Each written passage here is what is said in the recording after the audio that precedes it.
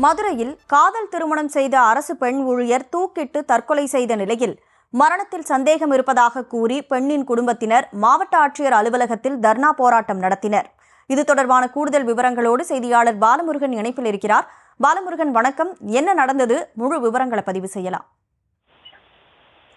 நிச்சயமாக வண்டியில் பகுதியைச் சேர்ந்த ராஜா தம்பதியினர் பொறியியல் பட்டதாரி மகளான மணிமேகலை, அதை செம்பக்குளம் பகுதியைச் சேர்ந்த ஐடி நிறுவன ஊழியரான நெலின் கருப்பசாமி என்பவரை காதலித்து கடந்த 2022ஆம் ஆண்டு திருமணம் செய்திருக்கிறார்.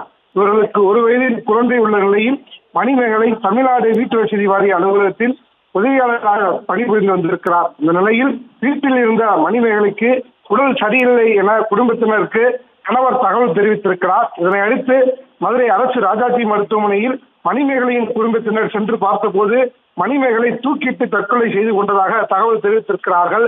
நிலையில் தற்கொலையில் சந்தேகம் இருப்பதாக அவரது கணவர் ரீதியாக பேசி துன்புறுத்தி வந்ததாக கூறியும் மணிமேகலையின் உடற்கூறு ஆய்வை 3 மாவட்ட மருத்துவ அதிகாரிகள் முன்பாக நடத்த கோரியும் மணிமேகலையின் குடும்பத்தினர் மதுரை மாவட்ட ஆட்சியர் அலுவலகத்தில் தர்ணா போராட்டத்தில் ஈடுபட்டு வருகிறார்கள்.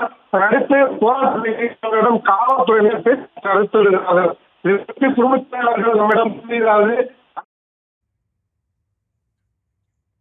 விவரங்களை வழங்கியதற்கு நன்றி பாலமுருகன்.